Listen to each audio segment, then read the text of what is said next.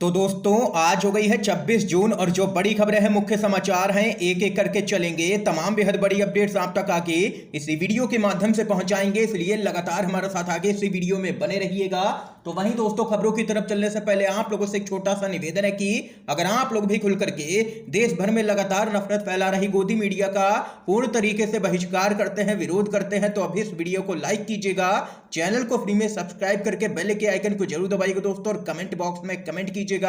जय हिंद जय भारत। दरअसल दोस्तों, पहली बड़ी खबर आप लोगों को बताते चलें, 16 बागियों को डिप्टी स्पीकर का नोटिस जारी, शिंदे के खिलाफ चुनाव आयोग भी जाएगी शिवसेना। आप लोगों को खबर बताते चलें, शिवसेना के प्रमुख उद्धव ठाकरे अब शिंदे गुट के खिलाफ आर पार की लड़ाई में उतर आए हैं। शिवसेना की राष्ट्रीय कार्यकारिणी में 4 प्रस्ताव पास हुए हैं, जिसमें शिंदे गुट पर कड़े एक्शन की राह खुल गई है। और वहीं उधर डिप्टी स्पीकर ने शिंदे समेत 16 बागियों को नोटिस जारी कर दिया है और उनकी विधायकी पर अब तलवार लटकने लगी है।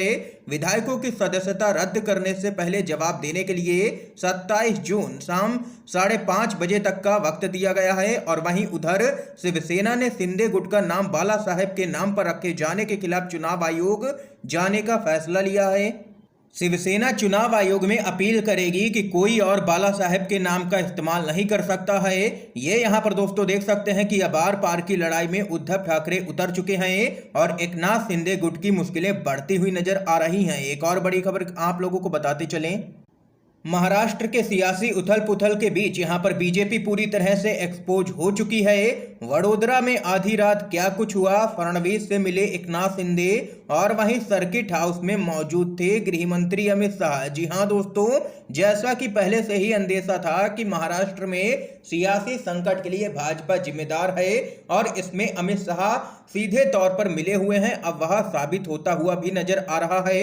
महाराष्ट्र में 5 दिनों से चल रहे सियासी संग्राम के बीच शिवसेना के बागी नेता एकनाथ शिंदे ने राज्य के पूर्व मुख्यमंत्री देवेंद्र फडणवीस से मुलाकात की है। सूत्रों का कहना है कि उस समय वडोदरा में गृह मंत्री अमित शाह भी मौजूद थे। और वहीं आप लोगों को बताते चलें, रात करीब 10:30 बजे देवेंद्र फडणवीस को मुंबई एयरपोर्ट पर भी देखा गया था। और वहीं बताया जा रहा है कि प्राइवेट जेट से एकनाथ शिंदे शुक्रवार रात को गुवाहाटी से वडोदरा रवाना हुए थे और मुलाकात के बाद शनिवार सुबह करीब 6:45 पर वो गुवाहाटी भी लौट गए। तो यहां पर दोस्तों देख सकते हैं कि अब तक पर्दे के पीछे से गृह मंत्री अमित शाह खेल कर रहे थे, अब तो खुल करके यह मामला पूरी तरह से जनता के सामने आ चुका है। इस खबर पे आप लोगों की क्या कुछ राय है, जरूर बताइएगा कमेंट बॉक्स में अपनी राय। अगली अपडेट की तरफ बढ़ते हैं। मेघालय के गवर्नर ने की है अग्निवीर योजना वापस लेने की मांग, कहा यह नौजवानों के हित में बिल्कुल भी नहीं है। एक बार फिर से राज्यपाल सत्यपाल मलिक उतरे हैं मोदी सरकार के खिलाफ। जी हां दोस्तों, खबर बताते चलें, मेघालय के राज्यपाल सत्यपाल मलिक ने नई सेना भर्ती योजना अग्निपथ को लेकर के मोदी सरकार की बेचैनी और भी बढ़ा दी है। उन्होंने प्रधानमंत्री मोदी से विपक्ष के साथ मिलकर के अग्निपथ योजना को वापस लेने का आग्रह किया है। उन्होंने कहा है कि अग्निपथ योजना कभी भी देश की युवा पीढ़ी के हित में नहीं है, बल्कि इस परियोजना से गांव और सरकार के बीच की दूरी और भी बढ़ेगी। यह पहली बार है जब किसी राज्य के राज्यपाल ने अग्निपथ परियोजना के खिलाफ बात की है। राज्यपाल सत्यपाल मलिक ने कहा है कि मैं प्रधानमंत्री मोदी से इस योजना को तुरंत वापस लेने का आग्रह करता हूं, क्योंकि यह परियोजना किसी भी तरह से युवाओं के हित में बिल्कुल भी नहीं है।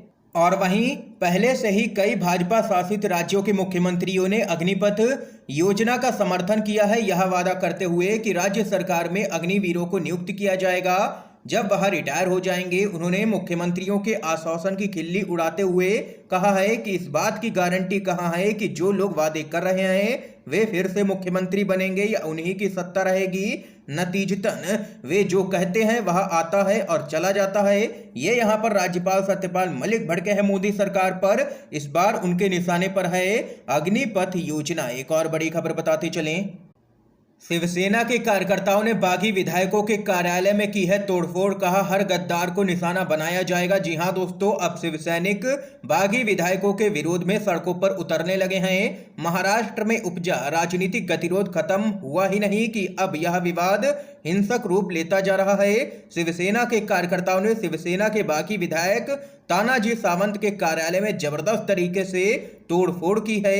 और वहीं आप लोगों को बताते चलें, इस दौरान शिवसैनिकों का कहना है कि सावंत के कार्यालय में तोड़फोड़ तो अभी बस शुरुआत है और आने वाले दिनों में हर देशद्रोही यानी कि विद्रोही विधायक के कार्यालय नष्ट कर दिए जाएंगे। सावंत यहां पर जबरदस्त तरीके से निशाने पर रहे इस दौरान शिवसैनिकों के। ये यहाँ पर दोस्तों देख सकते हैं कि अब शिवसैनिक उतरने लगे हैं एकनाथ शिंदे गुट के विरोध में। एक और बड़ी खबर की तरफ बढ़ते हैं। शारदा घोटाले के मुख्य आरोपी का बड़ा दावा, शुभेंदु अधिकारी ने लिए पैसे। टीएमसी बोली तुरंत गिरफ्तार करे सीबीआई। जी हां दोस्तों, खबर आप लोगों को बताते चलें। टीएमसी के महासचिव कुणाल घोष ने पश्चिम बंगाल के नेता प्रतिपक्ष शुभेंदु अधिकारी की तुरंत गिरफ्तारी की मांग कर दी है। उन्होंने कहा है कि शारदा घोटाले के मुख्य आरोपी सुदीप्तो सेन ने अधिकारी की ओर से ब्लैकमेल किए जाने का दावा किया है। घोष ने कहा है कि शारदा के मालिक ने अपनी याचिका में दावा किया है कि भाजपा के नेता शुभेंदु अधिकारी ने उन्हें ब्लैकमेल किया था और उनसे पैसे लिए थे। हम मांग करते हैं कि सीबीआई को शुभेंदु अधिकारी को तुरंत हिरासत में लेना चाहिए और सख्त से सख्त कार्रवाई करनी चाहिए इस पूरे मामले में, क्योंकि यह मामला भ्रष्टाचार से जुड़ा हुआ है। ये यहाँ पर टीएमसी अब भाजपा पर हमलावर हो चुकी है और सीबीआई से टीएमसी ने मांग कर दी है शुभेंदु अधिकारी को गिरफ्तार करने की। अगली अपडेट आप लोगों को बताते चलें। गद्दारों को माफ नहीं किया जाएगा, शिवसेना की होगी जीत। राष्ट्रीय कार्यकारिणी की बैठक के बाद बोले हैं आदित्य ठाकरे। जी हां दोस्तों, खबर आप लोगों को बताते चलें। शिवसेना की कार्यकारिणी की बैठक के बाद महाराष्ट्र में मंत्री आदित्य ठाकरे ने बैठक के बारे में बातचीत करते हुए कहा है कि मीटिंग में क्या बात हुई है यह तो आप जानते ही हैं, लेकिन जरूरी बात तो ये है कि हम शिवसेना के बागी विधायकों के द्वारा किए गए विश्वासघात को कभी भी नहीं भूलेंगे। उन्होंने कहा है कि गद्दारों को माफ नहीं किया जाएगा। मुझे यकीन है कि शिवसेना जीतेगी।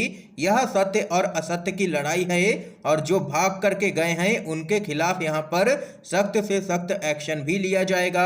इसके साथ ही आप लोगों को यह भी बताते चलें, एक चौंकाने वाली खबर आ रही है कि एकनाथ शिंदे रात में गुजरात गए थे और फिर से वापस आ गए। महाराष्ट्र में चल रहे सियासी घमासान के बीच सूत्रों ने बताया है कि एकनाथ शिंदे रात में अचानक गुजरात गए थे और वापस आ गए। हालांकि क्यों गए थे, किससे मिलने गए थे, अभी तक इसका खुलासा नहीं हुआ है, लेकिन कहा तो यही जा रहा है कि भाजपा के नेताओं से मिलने के लिए यहां पर एकनाथ शिंदे गए हुए थे। एक और अपडेट की तरफ बढ़ते हैं।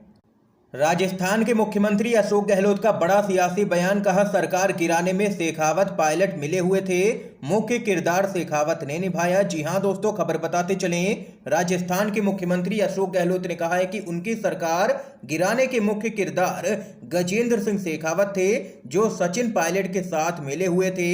केंद्रीय मंत्री का यह कहना है कि सचिन पायलट से चूक हो गई। यह साबित हो गया कि सरकार गिराने में शेखावत सचिन पायलट के साथ मिले हुए थे। उल्लेखनीय है कि हाल ही में केंद्रीय मंत्री शेखावत ने कहा था कि सचिन पायलट से चूक हो गई, वरना राजस्थान में भी मध्य प्रदेश जैसे ही हालात होते। और वहीं अब केंद्रीय मंत्री शेखावत की मुश्किलें बढ़ती हुई नजर आ रही हैं, क्योंकि उस दौरान यहां पर केंद्रीय मंत्री का एक कथित ऑडियो लीक हुआ था, जिसका यहां पर कोर्ट ने आदेश दे दिया है और अब उस पूरे मामले की जांच की जानी है। इस बीच अगली खबर की तरफ बढ़ते हैं। महाराष्ट्र संकट पर बोली है महबूबा मुफ्ती। कहा इस देश को नेहरू गांधी के खून पसीने से बनाया गया। बीजेपी लोकतंत्र और धर्मनिरपेक्षता के विपरीत चल रही है और लोकतंत्र की हत्या कर रही है। खबर आप लोगों को बताते चलें। महबूबा मुफ्ती ने कहा है कि इस देश को नेहरू, इंदिरा गांधी, राजीव गांधी जैसे नेताओं के खून पसीने से बनाया गया था, जिसका आधार लोकतंत्र और धर्मनिरपेक्षता था। भाजपा इसके विपरीत चल रही है। मैंने अपने जीवन में इससे भ्रष्ट सरकार नहीं देखी कभी भी। पीडीपी की अध्यक्ष महबूबा मुफ्ती ने कहा है कि जिस तरह से भाजपा ने मध्य प्रदेश, राजस्थान, गोवा या महाराष्ट्र में विधायकों की खरीद फरोख्त की है, भ्रष्टाचार का इससे बड़ा उदाहरण इतिहास में कहीं भी नहीं दिखेगा। ये यहाँ पर दोस्तों देख सकते हैं कि महबूबा मुफ्ती ने केंद्र की मोदी सरकार और भाजपा को ले लिया है विधायकों की खरीद फरोख्त करने के मामले में निशाने पर। इस समय की दोस्तों आज की सभी बड़ी खबरें थी, मुख्य समाचार थे जो हमने आप लोगों तक पहुंचाए हैं यू एंड वीडीवी के माध्यम से। अगर आप लोगों को ये वीडियो पसंद आया हो तो इस वीडियो को लाइक कीजिएगा, ज्यादा से ज्यादा इस वीडियो को शेयर कीजिएगा ताकि आप सभी के दोस्त भी मुख्य समाचारों को जान सकें। वीडियो देखने के लिए दोस्तों आप सभी का बहुत बहुत धन्यवाद।